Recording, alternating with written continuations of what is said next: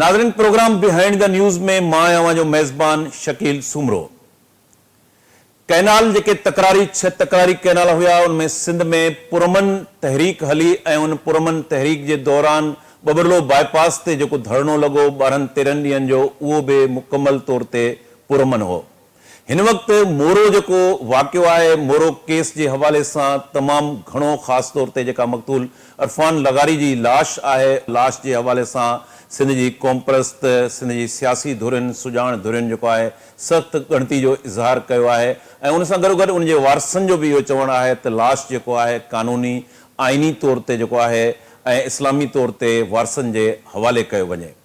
लाश के हवाले से जेको है छा उन सजी जेका सूरताल है मोरो के अंदर वो मिसहैंडल थी, गोली कंहिं हलाई, घरू वज़ीर ज़ियाल अंजार जो घर जो है किएं सड़ियो ऐं उन ते छा हिन वक्त ताईं का अणधुरी कमीशन जोड़ी वही है, जो कि प्रोग्राम में पाण इन हवाले से भी डिस्कस कंदासूं। ऐं उन हवाले से मक़तूल जो इरफान लगारी जो लाश है उनमें मुख्तलिफ जो पॉलिटिकल पार्टियों हैं, कौम परस्त पार्टियों हैं, उहे तॾे ते भी हली वयूं ऐं उन खां बाद में इहो ऐलान भी थिया त एहतजाज कियो वेंदो।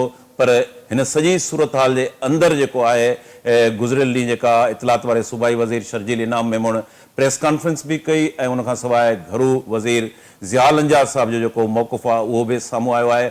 अॼोके प्रोग्राम में पाण मोरो वाक़े के हवाले से जेके मुख़्तलिफ़ पासा आहिनि उन मुख़्तलिफ़ पासनि ते असां बहस कंदासूं। प्रोग्राम में असांखे ज्वाइन कियो आहे जसकम शहीद बशीर के चीफ ऑर्गेनाइज़र डॉक्टर नियाज़ कालानी साहब। डॉक्टर नियाज़ कालानी साहब के प्रोग्राम में भलीकार चऊं था। डॉक्टर साहब, मोरे वाक़े के हवाले से GSN रहबर कमेटी तरफा यो फैसलो कियो वियो, ख़ास तौर ते जेको इरफान लगारी की लाश हुयो उहो दफनाइण वारे मामले ते तहां उते मोरो तॾे ते पहुतो, उते छा ॻाल्हियूं थियूं ऐं उन खां पोइ घरू वज़ीर ज़ियाल अंजार ऐं इतलात वारे सूबाई वज़ीर शर्जील इनाम मेमण जो चवण है तो उन्हनि खे उते मोकिलियो वियो, पर उन खां पोइ भी मसलो हल न थी सघियो। छा इन सॼे मामले की कहानी छा है? वह बुनियादी तौर पे असां या चंद्र साहब ऐं नवाज़ ज़ौहर साहब इन्हनि ऐं उन्हनि फोन ते GSN रहबर कमेटी में तरफां जे ॿिया दोस्त आहिनि उन्हनि खे बि चयो त असां गॾिया हलूं त जीअं पहिरीं सूरताल ॾिसिजे। असां लाश वठण जे हवाले सां कोन वियासीं त वञी लाश वठिजे। असां उते मालिकनि सां अफ़सोस में गॾु थियण जे लाइ उते वियासीं। इन में असां वीडियो जेको आहे त आहिनि त असां उहे वीडियो ॾिसी सघो था त असां मां नवाब शाह खां निकितो आहियां, रियाज़ साहब वारा हिते हैदराबाद खां निकिता आहिनि। असां ॿई दौलतपुर में सभ खां पहिरीं मिलिया आहियूं। असां नवाज़ ज़ौहर साहब उन खां पोइ रियाज़ साहब आयो आहे, पोइ अलॻि अलॻि गाॾियुनि में हितां वरी रवाना थिया आहियूं होॾे बोरे में मालिकनि जे पासे ॾे। त वाक़ई हक़ीक़त इहा आहे त असांखे कंहिं ॼाणी वाणी पढ़ियूं जिते राति रहिया पियासीं शहरनि मां कंहिं मोकिलियो कोन त तव्हां बाबा उथो तो मुंहिंजा ऐं वञो जेको आहे असांजे तरफ़ां ही पैगाम खणी वञो जेको आहे, अहिड़ी का ॻाल्हि कोन हुई। असां पाण पंहिंजे सोच तहत फ़ैसिले तहत उन मौलवी तरफ़ रवाना थियासीं ऐं फोन ते पंहिंजो दोस्तनि सां राब्तो हुयो। तंहिंजे करे असां दौलतपुर खां थोरो अॻियां वरी असां शाहपुर जहान पेट्रोल पंप आहे ताज पेट्रोल पंप उते असां गॾु थियासीं।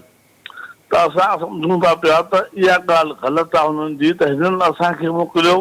असां पाण रज़ाकना तौर ते पंहिंजे फ़ैसिले तहत मोरे रवाना थियासीं ऐं उते पहुची असां उन सां ॻाल्हि ॿोल कईसीं। उहे ॻाल्हियूं ॿोलियूं बि उते ऑन द रिकॉर्ड आहिनि। असांजा जेके तनज़ीम जेका ख़ासि तौर ते नज़रियाती तौर ते असांजे ख़िलाफ़ आहे या असां उनखे ख़िलाफ़ आहियूं, उन जा अॻवान या उन जा दोस्त साथी हीअं कैमराऊं झलियूं बीठा आहिनि त जेकॾहिं असां को उते कन में या ज़ुबानी या इशारतनि में जेकॾहिं अहिड़ी का ॻाल्हि कई हुजे त असां ख़ासि तौर ते हिन हवाले सां आया आहियूं त तव्हां लाश वठी दफ़नायो। असां फ़क़ति हुननि खे इहो चयोसीं त बाबा तव्हां ॾे असां आया आहियूं त असां ॾुख में बराबरि जा शरीक थिया। एतिरे ताईं त असां कंहिं दोस्त बुट बदल दोस्त सवाल बि कयो जेको आहे त तव्हां हिते कहिड़े हवाले सां छा पैगाम खणी आया आहियो। असां हुनखे किथे चयोसीं त असां न कंहिंजे तरफ़ां आहियूं न कंहिं असांखे मोकिलियो आहे। असीं सियासी जमायतूं आहियूं। असां पंहिंजे नज़रे नुक़्ते नज़र ते पंहिंजी सोच त तव्हां सां दुख में जेको आहे शरीक थियण आया आहियूं। जेकॾहिं असांखे कंहिं मोकिलियो हुजे हिन हवाले सां वञी तव्हां जेको आहे लाश वठी जेको आहे ॾियो मालिकनि खे। उहा ॻाल्हि रिकॉर्ड ते हुजे हा, मालिकनि जी तरफ़ां ॻाल्हि रिकॉर्ड ते अचे हा। उते ई दोस्त कैमराऊं खणी बीठा, उहे कंहिं बि सूरत में असांजी ॻाल्हि लिकाइनि कोन हा। जेके रुगो न शर्जील में मां ॻाल्हि कई कोन्हे, हुननि जी कार जी रीह थी पए। हू जेका गाॾियूं ॾियण में कंहिं क़िस्म जी का बि हवक दोस्त न कंदा आहिनि त उहा ॻाल्हि असांजी ज़ाहिर कंदा। तंहिंजे करे अहिड़ी ॻाल्हि कोन्हे। डॉक्टर साहब छा कंहिं पुलिस ऑफिसरनि तरफ़ां राब्ता तव्हां सां थिया हुआ? छाकाणि त असांजी रहबर कमेटी में शामिल रियाज़ चंड बि एतिराफ़ कयो आहे त कुझु पुलिस ऑफिसरनि, उहे कहिड़ा पुलिस ऑफिसर हुआ जिन्हनि तव्हां सां राब्तो कयो ऐं हुननि जी छा डिमांड छा आहे? अदा असांखे रुगो इहो चयो पुलिस अफ़सरनि त महिरबानी करे तव्हां जेको आहे उते उन्हनि मालिकनि खे वञी चओ त तव्हां लाश जेको आहे वठो। असां खां महिरबानी करे लाश वठो। हिन में को बि जेको आहे त शक कोन्हे। हुननि जेको बि मुसलसल जेको आहे असां राब्तो बि कयो त तव्हां फ़क़ति इहो असां खां लाश वठी मालिकनि जे हवाले कयो। ऐं रुगो असां न शकील साहिब उते त सभिनी चङनि मुल्ज़िम हूंदे इहे पुलिस वारा विया हुआ ऐं उन्हनि खे वञी इलाज कयऊं त तव्हां असां खां लाश वठी मालिकनि जे हवाले कयो। अञा ईअं बि न आहे त रुगो असांखे ख़ासि तौर ते पुलिस वारनि चयो। उते सूरताल इहा हुई त सिंध हुकूमत परेशान हुई त मालिकनि जे हवाले कीअं जेको आहे त लाश कजे, पर मालिक चिटे ऐं वाज़े नमूने सां उते हुनजो मौक़ुफ़ हो जेको शायदि मीडिया ते बि अची चुको आहे त असां लाश ओसिताईं न वठंदासीं जेसि ताईं असांजा ही जेके मुतालबा रखिया, इहे मुतालबा जेके असांजा पूरा नथा कया वञनि त असां लाश न वठंदासीं। इहो मालिकनि अॻु में पाण में तइ करे छॾियो। इहो फ़ैसिलो पाण मालिकनि जो हुयो। उन फैसले में न असां शरीक हुयासीं ऐं न ई जेको असां इन हवाले सां वियासीं त हर सूरत में। डॉक्टर साहब तव्हां पुलिस ऑफिसर जी ॻाल्हि कई, उहे पुलिस ऑफिसर कहिड़ा हुया, कहिड़ी रैंक जा हुया, कंहिं तव्हां सां राब्तो कयो? असां जॾहिं जेको आहे को कारकुन असांजो गिरफ़्तार थींदो आहे या को मसइलो थींदो आहे त असां पुलिस ऑफिसरनि सां राब्ता कंदा आहियूं। उहे पुलिस ऑफिसरनि वटि असांजा नंबर हूंदा आहिनि। असां उन्हनि सां बिल्कुलु ॻाल्हाईंदा आहियूं त बाबा असांजो कारकुन इन मसइले में मुलज़ कोन्हे, तंहिंजे करे हुनखे बेवाजिबी तंग न कयो। कॾहिं कॾहिं के पुलिस ऑफिसर जेको आहे ऐं असांजी ॻाल्हि मञींदा आहिनि, असांखे ॻाल्हि खे मञी हुन छोकिरे खे हथु कढंदा आहिनि। ईअं थींदो रहंदो आहे। तंहिंजे करे हरू भरू जेको आहे कंहिंजा नाला खणी मुनासिब कोन थो सम्झां। बाक़ी इहो वॾे वाक चवां थो त असां राब्तो हुननि कयो हो। बिल्कुलु इहे ॻाल्हियूं आहिनि। बाक़ी असां हितां सीट जी जेको आहे असांखे मिस्टर असांजो शर्जील बेमन साहिबु असांखे कोन मोकिलियो आहे दोस्तो तव्हां निंड मां उथो तव्हां वञी हिन कम सां लॻी वञो। अहिड़ी का ॻाल्हि कान्हे का। महिरबानी डॉक्टर नियाज़ कलाणी साहब, सीनियर कानूनदान पीपल्स पार्टी जा सेनेटर आहिनि, अॻूणा एडवोकेट जनरल रहिया आहिनि। बैरिस्टर ज़मीर घुमरो साहब असांखे टेलीफोन लाइन ते जॉइन कयो आहे। बैरिस्टर ज़मीर घुमरो साहब के प्रोग्राम में भलीकार चऊं था। ज़मीर साहब, मोरो वाक़े खां पोइ हिन वक़्तु काल शर्जील इनाम मेमण जेको इतलात वारो सूबाई वज़ीर आहे उन बि प्रेस कॉन्फ्रेंस कई आहे ऐं स्टेटमेंट जेके आहिनि होम मिनिस्टर लंजार साहब जो जेके आहिनि उहे बि ऑन रिकॉर्ड आहिनि। अवां कीअं ॾिसो था मोरो वारे वाक़े खे? मुंहिंजे ख़्याल में वाक़ियो पंहिंजो कंहिं बि ख़ासि खां सवाइ ओचितो जेको रोड ब्लॉक थी वियो, कंहिं बि रिप्रेज़ेंटेटिव बॉडी या वकीलनि जी हुजे या कंहिं पॉलिटिकल पार्टीज़ जी हुजे, उन कहिड़ी ॻाल्हि कोन ॾिनी।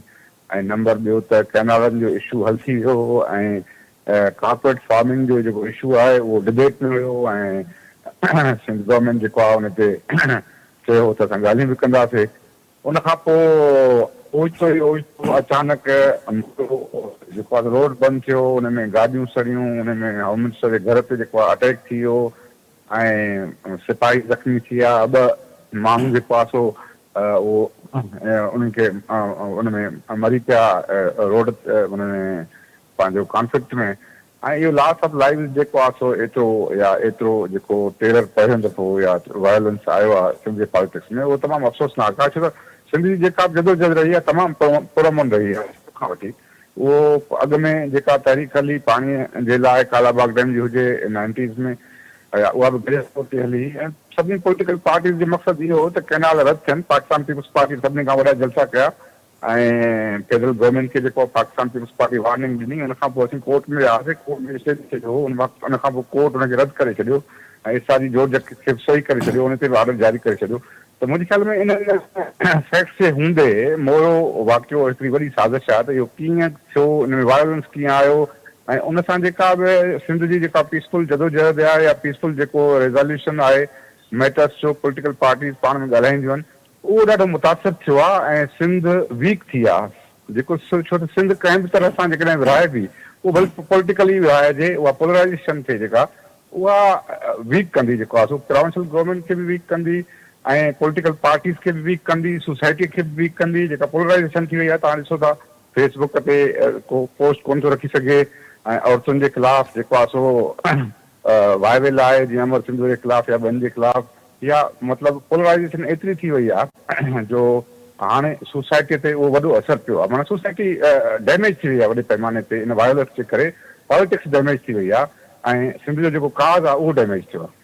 ज़मीर साहब, ही जेको सॼो मामिलो थियो, अव्हां जी नज़र में अव्हां नथा सम्झो त इहो मिसहैंडल थियो, छाकाणि त उन वक़्तु मुज़ाहिरे में को 50-60 माण्हुनि जो अंग हुयो, एॾो वॾो मुज़ाहिरो न हो। वक़्ती तौर ते जेकॾहिं उनखे हैंडल कयो वञे हा पुलिस इंतज़ामिया जे तरफ़ां, डिस्ट्रिक्ट इंतज़ामिया तरफ़ां, त अहिड़ो वाक़ियो पेश न अचे हा। नंबर ॿियो जेको मुंहिंजो सुवालु आहे त मक़तूल इरफान लगारी जो जेको लाश हो हैदराबाद में, जेकॾहिं उहो उन वक़्तु ई वारसनि जे हवाले कयो वञे हा त तव्हां सम्झो था त उहो मामिलो उन वक़्तु हल थी वञे हा? मुंहिंजे ख़्याल में उन वक़्तु जॾहिं कारकुन जेको आहे सो जज़्बात हुजनि था या उते धरणो लॻे थो, त उन में समझदारी खां कमु करणो पवंदो आहे ऐं एडमिनिस्ट्रेशन खे तकड़ खां कमु न वठिणो पवंदो आहे। उते रेस्टोरेंट शो कबी आहे। ऐं नंबर ॿियो त वरी नेशनल हाईवे जो इशू बि आम हूंदो आहे त नेशनल हाईवे खे खोलाइणो आहे, मथां प्रेशर हूंदो आहे, फेडरल एजेंसी प्रेशर कंदियूं आहिनि, फेडरल गवर्नमेंट ताज़र प्रेशर कंदा आहिनि, प्रोविंशियल गवर्नमेंट जो प्रेशर हूंदो आहे। त मुंहिंजे ख़्याल में उन एतिरी जेका रेस्टोरेंट जेको आहे सो शो करणी पवंदी आहे, ओतिरी शायदि जेको आहे सो मथां शो नथी हुजे ऐं जेको आहे सो उन जल्दीअ में मुज़ाहिरीन खे जेको आहे सो छड़ो विछड़ करण में या रोड खोलाइण में का तकड़ थी हुजे, त इहो त पॉसिबिलिटी आहे। पर उन जा जेके काज़िज़ आहिनि त भई सिंध में जेको पीसफुल माहौल हले पियो ऐं जेको काज़ जेको आहे सो कैनाल रद्द थी विया ऐं कार्पोरेट फार्मिंग आहे ई कैनालनि ते, उहा सम्झो उहा अधु डेढ़ थी चुकी आहे ऐं बाक़ी उनखे दफ़न करणु बाक़ी आहे। त उन हूंदे माहौल जेको जुड़ियो हो उहो ॾाढो हेल्दी हुयो। पॉलिटिकल पार्टीज़ पाण में इंगेज थियनि पियूं, डिस्कशन थिए पियो ऐं हेल्दी डिस्कशन तनक़ीद गवर्नमेंट ते थींदी रहंदी आहे, उन में को फ़र्क़ु कोन थो पए। ऐं पाकिस्तान पीपुल्स पार्टी जो बि मक़सदु ई इहो हो, उन वॾे में वॾा जलसा त पाकिस्तान पीपुल्स पार्टी कया, बिलावल भुट्टो ज़रदारी साहिब कया। त इहो जेको काज़ आहे सिंध सिंध तमामु इन में वायलेंस में वीक थी वई आहे ऐं मुंहिंजे ख़्याल में इहे त इशूज़ एडमिनिस्ट्रेटिव आहिनि त पोइ हाणे रेस्टोरेंट छो न थी ऐं कंहिं तशदुद। तव्हां ॾिसो त गवर्नमेंट जो जेको वर्शन आहे उहो चवंदा त पुलिस वारनि खे जेको आहे उहो रतो रत कयो वियो ऐं DSP त तमामु ज़ख़्मी थी पियो, उनखां पोइ 8 पुलिस वारा ॿिया ज़ख़्मी थी विया, उनखां पोइ माउ वियो जेको होम मिनिस्टर जो घरु साड़ियो वियो। इहे तमामु जेको आहे सो वायलेंस ॾिसो न, इहो शदीद आहे। त मुंहिंजे ख़्याल में इन सभिनी फैक्टर्स खे ॾिसणु घुरिजे ऐं असांखे जेको आहे सो इन खे एड्रेस करण जे लाइ जेको आहे सो होलिस्टिक व्यू वठणु घुरिजे ऐं सोसाइटीअ खे जेको आहे सो मैसेज अहिड़ो ॾियणु घुरिजे त अॻिते हली इहा सोसाइटी या असांजी सियासत या असांजी गवर्नमेंट जेका बि आहे सिंध में या जेको आहे सो फेडरल गवर्नमेंट लेवल ते उहा मुतासिर न थिए, माण्हू मुतासिर थींदा आहिनि। ज़मीर साहब, तव्हां घरू वज़ीर ज़िया लंजार जे घर जी ॻाल्हि कई त उनखे बाहि ॾेई साड़ियो वियो। इन सॼे मामले ते का अणधुरी कमीशन छो न थी विहारी वञे त जंहिंमें इहो जांच कई वञे त उहो घर खे बाहि कंहिं ॾियारी, फुटेज जेके आहिनि साम्हूं आंदा वञनि त छा जेके मुज़ाहिरीन हुया उहे हथे ख़्याल हुया या उन्हनि वटि हथियार हुया, गोली किथां हली, मुज़ाहिरीन मां हली, प्राइवेट जेके माण्हू आहे उन्हनि मां हली, पुलिस गोली हलाई, कीअं इहो सॼो वाक़ियो थियो त गवर्नमेंट जो इहो ज़िम्मेवारी आहे त उन हवाले सां का अणधुरी कमीशन छो नथी जोड़ी वञे?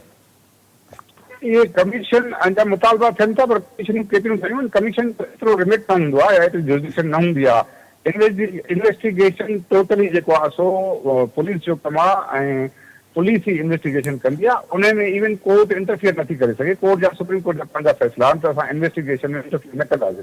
हाणे तव्हां जुडिशियल कमीशन ठाहींदो त उनजो स्कोप कहिड़ो हूंदो, एॾो स्कोप थोरो ई हूंदो।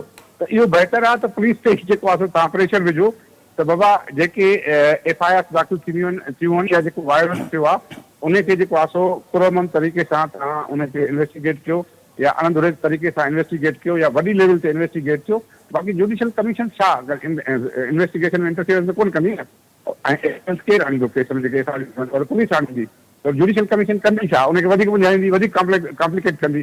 माण्हुनि खे ख़बर न आहे जुडिशियल कमीशन जो छा रिमिट छा हूंदो आहे, उहो केतिरी जेको आहे इंटरफियर करे सघे थी। उनजे करे छो त माहौल अहिड़ो हूंदो आहे त हाणे जुडिशियल कमीशन घुर कई थी वञे।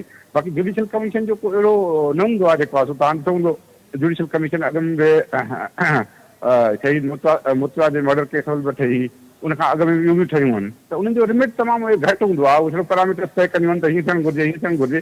बाक़ी बेसिकली जेका इन्वेस्टिगेशन जी इन्वेस्टिगेशन आहे उहा पुलिस कंदी आहे, ऐं उहा वॾे पैमाने ते जेकॾहिं इन्वेस्टिगेशन थिए थी DIG लेवल ते या का टीम ठहे थी या JIT ठहे थी, त मुंहिंजे ख़्याल में उहो ई बहितर हूंदो त उहा जेका बि काज़िज़ आहिनि या जेका बि एविडेंस आहे उहा गॾु करे ऐं उहो जेको माण्हुनि खे बि ॿुधाए ऐं जेको आहे गवर्नमेंट खे ॿुधाए ऐं गवर्नमेंट अची पोइ उन्हनि जी फाइंडिंग्स अवां खे ॿुधाए अवां खे एतवाद में वठे। ज़मीर साहब हिन वक़्तु छा पोज़ीशन आहे, वारसनि जे तरफ़ां डिमांड जेके आहे थिए पई, FIR जी ॻाल्हि कई पई वञे, लाश हवाले करण जो जेको आहे उनजी डिमांड आहे, उन खां बाद में गिरफ़्तारियूं आहिनि, कुझु माण्हू उन्हनि जा ॿधल आहिनि, उन्हनि जी आज़ादी जी ॻाल्हि कई पई वञे, ऐं घरू वज़ीर ते जेको आहे FIR जी जेका पुलिस ऑफिशल्स आहिनि FIR जी ॻाल्हि करे रहिया आहिनि, उन हवाले सां का अॻभराई राब्तो या इन हवाले सां का डेवलपमेंट हुजे जेका असांखां शेयर कयो तव्हां? ॾिसो, जेकॾहिं को वायलेंस वाक़ियो थिए थो त हाणे ॾिसो इहो त अनफॉर्चुनेट आहे त लॉस ऑफ लाइफ थियो, पर तव्हां उन में जेको आहे सो गवर्नमेंट खे जेकॾहिं रिट क़ाइमु करण जो जेको पावर आहे उहो न हूंदो ऐं तव्हां चवंदो जेको आहे सो वरी FIR बि गवर्नमेंट ते दाख़िल थिए, वायलेंस बि जेको आहे सो थिए, उनखां पोइ रोड बि बंदि थिए, होम मिनिस्टर जो घर बि सड़े, पुलिस वारा बि जेको आहे ज़ख़्मी थियनि, उनखां पोइ FIR ते दाख़िल थिए, उन्हनि ते केस हले। मुंहिंजे ख़्याल में इहो एडमिनिस्ट्रेशन में थींदो आहे। ऐं जेके FIR दाख़िल थियूं आहिनि या जेको बि काज़ आहे, मुंहिंजे ख़्याल में उन में जेकॾहिं इंसाफ़ थिए ऐं इन्वेस्टिगेशन जेको आहे सो अणधुरी थिए त उहो बहितर हूंदो। बाक़ी इहे मुतालबा त फलाणे ते FIR दाख़िल कई वञे, फलाणे ते कई वञे, उन एविडेंस किथे हूंदी? पोइ त इहो मुतालबो ईअं ई आहे न, पंहिंजी माना जेका डिज़ायर आहे हिकिड़ी या उनखे सेटिस्फाई करिणो आहे त बाबा असीं इंतकाम था वठूं, हुननि ते जेको आहे सो FIR दाख़िल थियणु घुरिजे।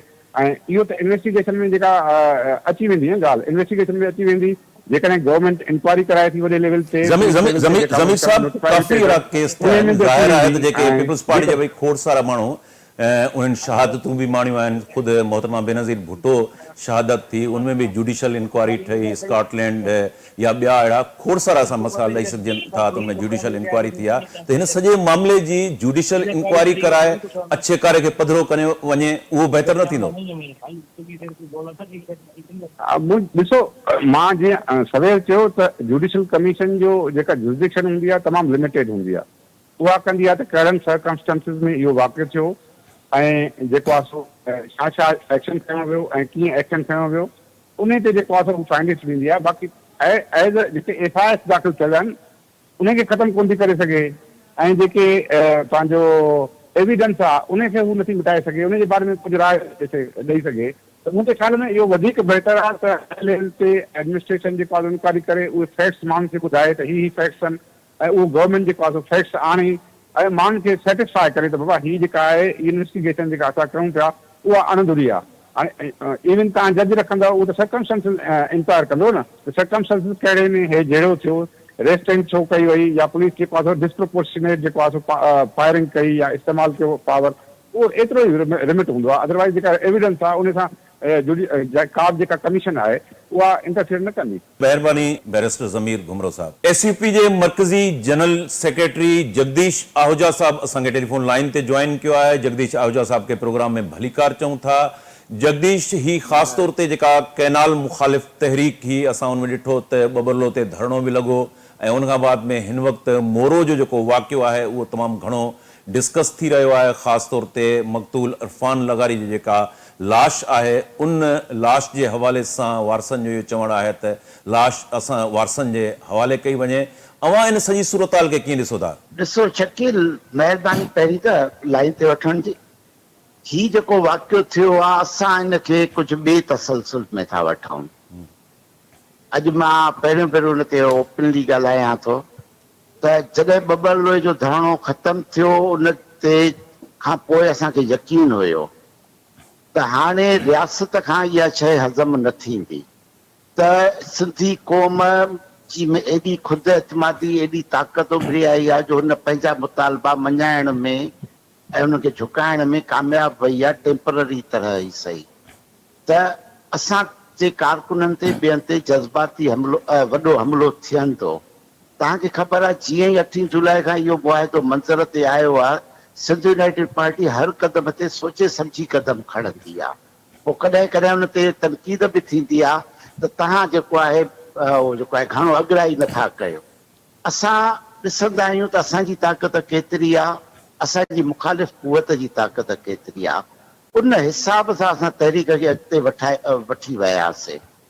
दरिया बचायो, सिंधु दरिया बचायो तहरीक ठाहीसीं, मुखालिफ़ घटायासीं, दोस्त ऐं हमदर्द वधायासीं, मुल्क की लेवल ताईं वधायासीं। ऐं उन खां पोइ बबर लोहे जो धरणो लॻो।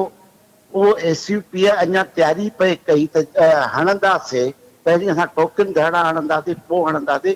उन में बि असां वरी पोइ सूरत जो जाइज़ो वठी उनखे बाक़ाइदा जेको आहे कोऑर्डिनेट करे वरितोसीं ऐं उन में उहा सॼी ॻाल्हि थी। उन खां पोइ असां आयासीं त ॿिए मरहले में हाणे जॾहिं पाक भारत जंग जी सूरताल पैदा थी वई आहे, पहलगाम जे हमले खां वठी असां सम्झी चुका हुआसीं त हाणे असांखे जेको आहे थोरो रिट्रीट करणो पवंदो, त जीअं जेको आहे कंहिंखे इहो मौक़ो न मिले त हू चई सघनि त ही जेको आहे मुल्क दुश्मन ही भारत जी खे सर्व था कनि। असां ॿिए मरहले ते आयासीं ऐं बदीन खां आगाज़ बि कयोसीं त हाणे कारपोरेट फार्मिंग लाइ मूवमेंट शुरू थींदी। उन खां पोइ ही ओचितो जेको आहे काल ॾेई छॾी धरणे जी। हाणे सवाल त इहो आहे त तव्हां उन वक़्त ते धरणे जी काल था हणो ऐं उन खां पोइ नतीजे में ॾिसो त जेको आहे पुलिस उन ते सिधी फायरिंग थी करे। याने हिकिड़ी तंज़ीम जेका पुरतशदद कार्रवाइयुनि जे ज़रिए क़ौमी जदोजहद हलाइण जे हक़ में आहे ऐं हिकिड़ी जेका इन सॼी क़ौमी तहरीक खे पुरतशदद पासे ॾे खणी पोइ समूरनि कारकुननि खे कुचलण थी चाहे। उन जो नतीजो छा निकितो आहे? असांजा 2 क़ौमी कारकुन शहीद थिया आहिनि। इहे सिंध जा क़ौमी कारकुन जेके शहीद थिया आहिनि। पर उन सॼी तहरीक खे तव्हां वरी पोइ क़ौमी तहरीक सॼी क़यादत खे तव्हां लताइण शुरू करे ॾिनो आहे। किथे आहे ज़ैनशा, किथे आहे कादिर मक्सी, किथे आहे अयाज़ पली जो। असां 9 महीना पूरी यूनिफाइड मूवमेंट हलाई आहे। ही धरणो मां नथो सम्झां जंहिं बि कई आहे या उबहराई कई आहे या जेको आहे वंगार वही आहे, जंहिंजे नतीजे में अॼु असांजा सभई कारकुन जेको आहे अताब हेठि अची रहिया आहिनि खाम में। ऐं सॼो कारपोरेट फार्मिंग जो इशू, केनालनि जो इशू मंज़र तां गुम थी रहियो आहे। सो मां इनखे बिल्कुलु ई ॿिए नुक़्ते नज़र खां ॾिसी रहियो आहियां त असांजे कारकुननि खे, असांजी सॼी सिंध जी क़ौमी तहरीक खे पंहिंजो जाइज़ो वठिणो पवंदो। असांजे सिफ़ुनि जे अंदरि जेके कारियूं रिढूं दाख़िल थियल आहिनि उन्हनि खे दाख़िल कराए वरी उन्हनि खां कमु थी वठे ऐं वरी पोइ जेको आहे महम जोई करे पुरतशदद कार्रवाइयूं कराए रियासती तशदुद जो जवाज़ फराहम करे। असां त बाबा जॾहिं पीपल्स पार्टीअ जो जॾहिं 4 अप्रैल जो जलसो ते बि मां सख़्त हिदायतूं जारी कयूं पार्टी पॉलिसीअ तहत त किथे बि रस्ता रोक पीपल्स पार्टी जी नाहे करणी। इहो न त सिंधी माण्हुनि जे अंदरि खाना जंगी पैदा थींदी। उन खां पोइ जॾहिं जेको आहे सखर में बबर लोहे जो धरणो पए हलियो ऐं होॾां हुननि ऐलान करे छॾियो, तॾहिं बि मां रुगो हिकिड़ी वीडियो ॾिठी त PPA जा पोस्टर था साड़नि त मां पंहिंजे डिविज़नल प्रेसिडेंट खे फ़ोन कई चई साईं असां रोकण जे बावजूद बि अवाम जज़्बाती थी वियो आहे PPA जे ख़िलाफ़। हाणे मां चयो बिल्कुलु बिना असांखे जेको आहे किथे बि जेको आहे न इन क़िस्म जो कमु नाहे करिणो जंहिंमें सिंध जे अंदरि सिंधी हिक ॿिए सां विढ़नि। पुलिस बि सिंधी आहे, मरण वारा बि सिंधी, मारण वारा बि सिंधी। त असां इन क़िस्म जे पॉलिसियुनि जे सख़्तु ख़िलाफ़ आहियूं। पुरतशदद सियासत जो मुक़ाबिलो सियासत जे मैदान ते कंदा आहियूं। असां पंहिंजी पुरअमन जदोजहद जे ज़रिए सिंधी क़ौम खे फतह जी राह बि ॾेखारी आहे त फतह जी राह पुरअमन जदोजहद आहे, पुरतशदुद कारवायूं न आहिनि। इहा बिल्कुलु बि जेको आहे मूंखे सभु दोस्त चवंदा आहिनि त इहा वक़्तु हींअर ॻाल्हि न कयो, जज़्बाती माहौल आहे, पर मुंहिंजी सोच इहा आहे त हींअर ई असांखे क़ौम खे एजुकेट करिणो पवंदो त हीअ असांजी क़ौमी तहरीक ते राताओ लॻो आहे। इन तरीक़े सां अॼु असांजे केतिरनि ई कारकुननि खे जेको आहे FIR कटिजी वियूं। हालति इहा थी आहे जो ॻोठ ते असांखे दोस्त ॿुधाइनि था फजर जे टाइम ते पुलिस ॾाकणियूं रखे घरनि में चढ़ी पई आहे, चादर चार दीवारी खे ख़तमु कयो वियो आहे, एॾो कुचलियो थो वञे। जेके कारकुन उन जलसे में बि न हुया उन्हनि ते बि FIR कटियूं आहिनि। 3 गिलास फैक्ट्री जा मज़दूर भाउरनि उन्हनि ते FIR कटिजी वियूं आहिनि। महिरबानी जगदीश आहूजा साहब। सिंध तरक़ी पसंद पार्टी के वाइस चेयरमैन हैदर शाहानी साहब असांखे टेलीफोन लाइन ते ज्वाइन किया है। शाहानी साहब के प्रोग्राम में भलीकार चऊं था। शाहानी साहब, मोरो वाक़े के हवाले से डॉक्टर कादिर मक्सी साहब जो वीडियो बयान जारी कयो ऐं उन खां बाद में अरबा ते जेका है कॉल ॾिनी वई त 50,000 माण्हू गॾु थींदा ऐं लाश जी जेका है उहा तदफीन कई वेंदी ऐं अवां तॾे ते बि पहुतव, अवां जूं वारसनि सां कहिड़ियूं ॻाल्हियूं थियूं ऐं बाद में जेको इहो ऐलान आहे उहो फिल वक़्तु उहो मुलतवी कयो वियो आहे, त तव्हां जूं ॻाल्हियूं कहिड़ियूं थियूं, छा मामिलो हो असल सूरत-हाल? असल में डॉक्टर साहब ऐलान कयो हो 28 तारीख़ जे लाइ अरबा जे ॾींहुं, फ़ी जगह 28 तारीख़ त असां वारसनि वटि वञो। सिंध तरक़ी पसंद पार्टी हज़ारनि जे तइदाद में माण्हू वठी करे शहीद जो लाश खे कढाए ऐं उहो वारसनि जे हवाले कयो वेंदो त हू पंहिंजे मर्ज़ी सां शहीद जे लाश जी तदफीन कनि। असां इन सिलसिले में असांजो वफ़द उनजे ॻोठ वियो बिजाराणी लिगारी में, उनजे अज़ीज़नि सां, उनजे भाइरनि सां, उनजे माइटनि सां, उन्हनि सभिनी सां असांजी कचहरी थी त असां तव्हां सां अफ़सोस करण आया आहियूं, असां तव्हां सां हमदर्दी करण आया आहियूं ऐं सिंध तरक़ी पसंद पार्टी ही पैगाम खणी आई आहे त असां तव्हांजे शहीद खे कब्रिस्तान मां कढी ऐं तव्हांजे हवाले करण था चाहियूं, पर इहो सॼो जो कुझु तव्हांजे सलाह मशवरे सां कंदासूं। माना तव्हां असां सां गॾु हूंदो, तव्हां असां तावन कंदो त बिल्कुलु 28 तारीख़ अरबा जे ॾींहुं असां सिंध तरक़ी पसंद पार्टी जा हज़ारे कारकुन गॾु थी करे लाश कढी ऐं शहीद जो तव्हांजे हवाले वारसनि जे हवाले कंदासीं ऐं उनजी तव्हां पंहिंजी मर्ज़ी सां तदफीन कयो। छो जो असीं सम्झूं था त इहा सिंध हुकूमत जी वॾी ज़्यादती आहे। सिंध हुकूमत बिना हथियार जे, बिना ॻाल्हि जे अॻु में 20-25 माण्हुनि जो धरणो उन्हनि ते कंट्रोल करे सघनि था, उन्हनि खे ॿधी सघनि पिया, उन्हनि जो घेराव करे छॾनि पिया, पर उते ई उन्हनि जेको फायरिंग कई जंहिंमें ॿियो लिगारी जेको असांजो उहो अॻु में शहीद थी वियो हो। उन खां पोइ जो हीउ रद्द अमल हो आवाम जो, माण्हुनि जो, ऐं उन खां पोइ जेको आहे इहा सूरत हाल थी आहे त सिंध हुकूमत जे पुलिस आहे उन्हनि जे माण्हुनि हिननि ते फायरिंग कई आहे जंहिंमें शहीद अरफान लिगारी शहीद थी वियो। शाहानी साहब, उते जेको तॾे ते तव्हां पहुतो, वारसनि सां तव्हां जूं कहिड़ियूं ॻाल्हियूं थियूं ऐं बाद में ही मुलतवी जेको कयो वियो उनजो सबबु छा हो? हा, उहो इहो वारसनि सां इहो मां तव्हांखे ॿुधायो त उन्हनि सां असांजूं ॻाल्हियूं ईअं थियूं त असां लाश कढी तव्हांजे हवाले कंदासीं, पर उन्हनि इहो असांखे शर्त रखियो त असां वटि वकील आया आहिनि ऐं असां वकील कयो आहे ऐं उहो कोर्ट जे थ्रू असां लाश वठणु चाहियूं था। जेकॾहिं इहो कोर्ट इंसाफ़ न कयो, लाश न वठणु, लाश जो ऑर्डर न कढी ॾिनो त उन खां पोइ तव्हांखे ॿुधाईंदासूं ऐं पोइ अची असां तव्हां सां गॾिजी हलंदासूं ऐं पोइ इंशाअल्लाह इहो शहीद लाश कढंदासीं।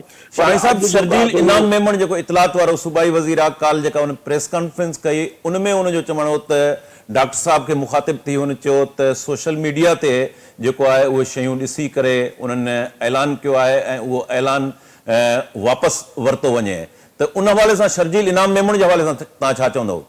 शर्जील जेका ॻाल्हि कई आहे त डॉक्टर साहब माना फेसबुक जे जेको आहे सो उनखां मुतासिर थी करे ऐं इहो ऐलान कयो आहे, अहिड़ी का बि ॻाल्हि कान्हे। तव्हां ॾिठो हूंदो त सिंध जे अंदरि लाश खां बि सिंध हुकूमत ॾिजे, लाश कब्जे में हो।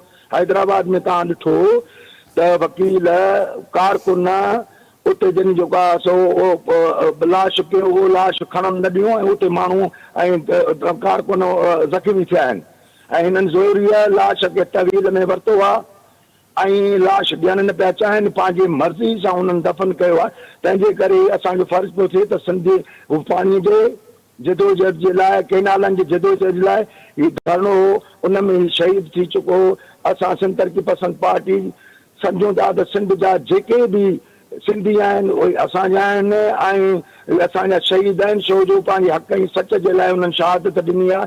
इन जे लाइ जेको आहे सिंध तरक़ी पसंद पार्टी डॉक्टर साहिबु ऐलान कयो त न हाणे असां हज़ारनि जी तइदाद में माण्हू वठी ऐं लाश कढंदासीं। तंहिंजे करे शर्जील मेमन खे चवंदा त सियासत जेको आहे सो असां कंहिंखां बि मुतासिर थी नथा कयूं। सियासत असां पंहिंजे पेरनि ते पंहिंजी मर्ज़ी सां ऐं उतां जो सूरत हाल खे ॾिसी सियासत कई आहे, न कि फेसबुक असां मुतासिर थी करे असां इहो ऐलान कयो आहे। महिरबानी हैदर शाहाणी साहब। नाज़रीन, हिते प्रोग्राम जो वक़्तु पुॼाणी खे पहुतो। ईंदड़ प्रोग्राम ताईं पंहिंजे मेज़बान शकील सुमरो खे इजाज़त ॾींदा।